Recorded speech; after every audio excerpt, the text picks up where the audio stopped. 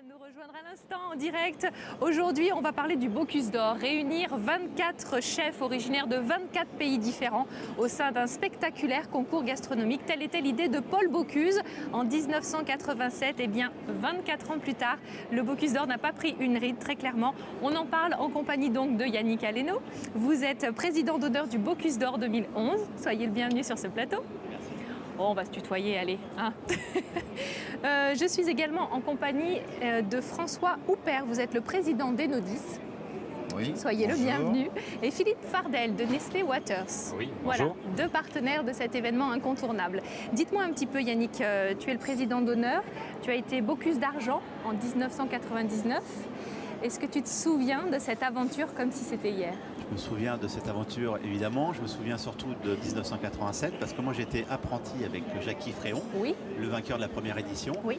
Et j'étais apprenti au Lutetia. Donc moi, pour la première fois, j'ai vu passer dans la cuisine après le concours Paul Bocuse, Joël Robuchon. Oh tout le là monde là. était là et ça a été C'est un moment.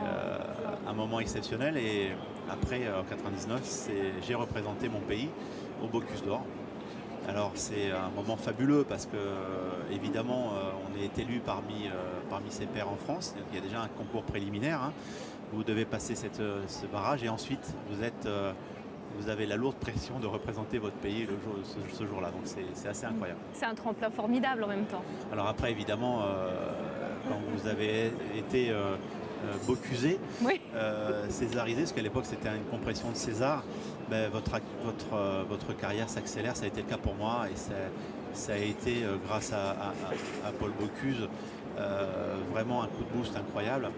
Je me souviens donc il y avait eu une réunion de chefs pour les remises des étoiles Michelin à Londres. On était conviés parce que nous avions été lauréats du Bocuse. Oui. Et j'étais en train de demander une place au scribe à l'époque. Je n'étais pas plus ou moins dans les bons papiers. On venait de perdre la deuxième étoile au Drouan où je travaillais à l'époque, Oui. second Bocuse d'Or. Donc le patron m'a dit écoutez, vous savez, nous. Bon, et je vois Paul le dimanche. Il dit écoutez, monsieur Paul, voilà ce qui se passe. Il dit t'as besoin d'un côté au cube. Je fais ouais, ça me rendait service. Et le mardi, je signais mon contrat. C'est comme ça que ça a incroyable. démarré. En 10 ans, vous suivez le Bocuse d'Or. Quelles évolutions majeures avez-vous observées? Ah, il y a eu des évolutions majeures et je crois que un des déclencheurs importants a été l'année Adamski. François a vraiment donné une impulsion différente à ce concours. Il a passé vraiment un cap supérieur. C'était en 2009, 2001. Ouais. En 2001, le concours a vraiment pris une tournure différente et je crois que pour la première fois, il y a eu des moyens considérables mis au service de la cuisine dans l'entraînement. François s'était extrait de son organisation. Bernard Leprince lui avait donné l'occasion de pouvoir s'entraîner dans les conditions idéales. C'est le premier à avoir fait une cuisine identique à celle du Bocuse d'Or dans un endroit qui n'était pas dans son exploitation. Donc c'est assez professionnalisé, je dirais. François Houpert, je vous vois réagir. On parle de matériel, de cuisine. Vous êtes donc partenaire depuis très longtemps de ce Bocuse d'Or. Avec Paul Bocuse, c'est une histoire d'amour qui dure depuis 35 ans. Oui. Donc ça fait bien avant le Bocuse d'Or et on accompagne cet événement en France, mais à l'international. On est présent avec Paul Bocuse dans les présélections américaines, on est présent à Shanghai, on est présent dans toutes les présélections européennes. La dernière a eu lieu à Genève. Donc on suit Paul Bocuse depuis dans toutes ces manifestations depuis une trentaine d'années et on fait les plus belles cuisines du monde. Mais évidemment, nous n'en doutons pas. Les plus belles cuisines du monde. Les plus écologiques Ouais. et les plus performantes. Bon, on va avoir l'occasion de le tester ce soir puisqu'il y a une pluie d'étoiles qui s'abat carrément Ouais. sur Lyon. Vous avez équipé les cuisines qui vont servir ce soir Oui, à toute c'était, cette équipe de femmes à préparer le dîner hommage à Paul Bocuse. Oui, avec Anne-Sophie Pic, Ouais. Qui est la maîtresse de maison Absolument. ce soir. Ça a été une performance que d'équiper des cuisines dans des endroits qui ne sont pas prévus pour ça. Mais oui. Qui sont l'hôtel de ville, c'est pas prévu pour accueillir des cuisines. Donc on a été obligé d'être un peu nomade et d'apporter sur place les outils avec leur flexibilité et servir ce repas qui sera un repas d'exception. Très bien. Philippe Fardel, je vous vois ranger votre petite bouteille de Perrier. Vous êtes partenaire également de l'événement. Que vous apporte un tel partenariat? Nous, on est partenaire depuis déjà aussi plusieurs années avec les Bocuse d'Or. C'est un certain nombre de... D'abord, c'est une proximité que nos marques, que ce soit Vitel, Haute Perrier ou même San Pellegrino, qui fait partie du groupe aussi, c'est cette proximité que l'on a avec la restauration, cette restauration haut de gamme donc de nos produits.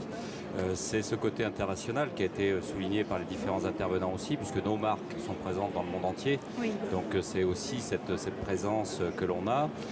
L'eau est au-delà de la matière première, au-delà de la noblesse du produit, puisque certains œnologues, même quasiment les formations d'œnologues, reprennent aussi des formations en eau. Vous avez vraiment des différences dans les eaux qui sont très importantes et qu'il y a de plus en plus des formations avec les eaux et le mariage des eaux avec les mets ou avec les repas, comme on peut l'avoir avec les vins.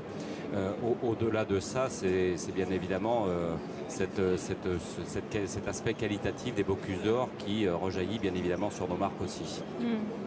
La même chose, j'imagine, pour vous. Oui, pour Enodis, c'est cette image internationale de haute gastronomie qui est très intéressante pour un partenaire. Absolument. Image qualitative. Ouais. Yannick, dis-moi, qu'est-ce que tu viens chercher ici au Syrah? Je viens chercher avant tout, c'est un pèlerinage pour moi, de retrouver tous mes confrères internationaux. Tu le disais tout à l'heure, ça c'est nouveau ce qui vient de dire. On est en train de parler d'association entre les mets et les eaux. Voilà, c'est des discours comme ça qu'on a envie d'entendre quand on vient au Bocuse d'Or. C'est-à-dire que l'ensemble de la profession est présente et l'ensemble des spécialistes donnent une indication de ce qu'il sait faire au mieux. Donc voilà ce que l'on vient chercher au Syrah, voilà ce qu'on vient chercher au Bocuse d'Or, c'est la rencontre de tout le monde et l'échange que l'on peut avoir autour de ça. Voilà. Et puis l'adrénaline évidemment, parce que là quand la pression commence à monter dans les box, c'est fantastique. C'est fantastique. Ah oui, c'est vraiment des moments uniques. Vous êtes présent à l'international, on l'a vu. Vous avez vu, il y a l'arrivée de pays émergents.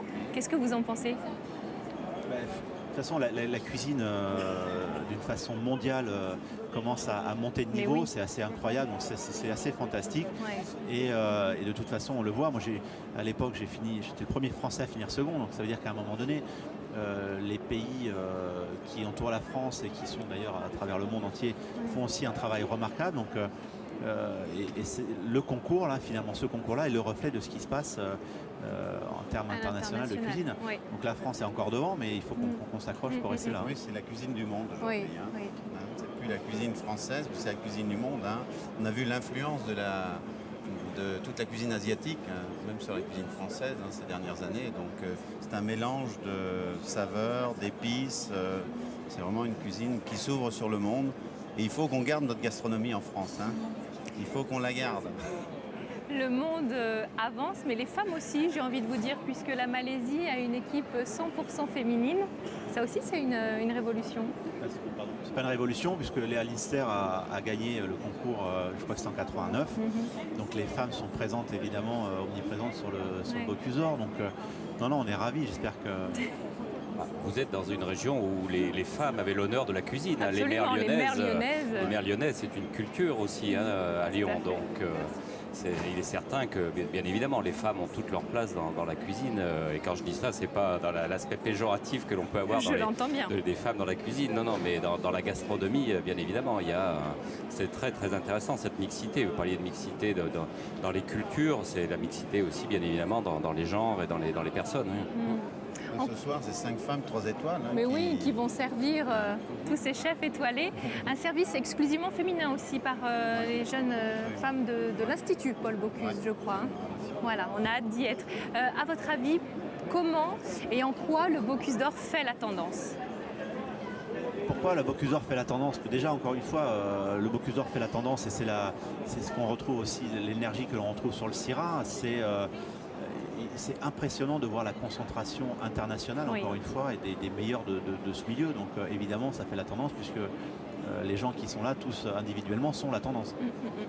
Messieurs. Ce sont les Jeux Olympiques de la cuisine. Ah oui, c'est une belle formule. Non, absolument. Il y a d'abord une présélection par pays qui est d'un très haut niveau.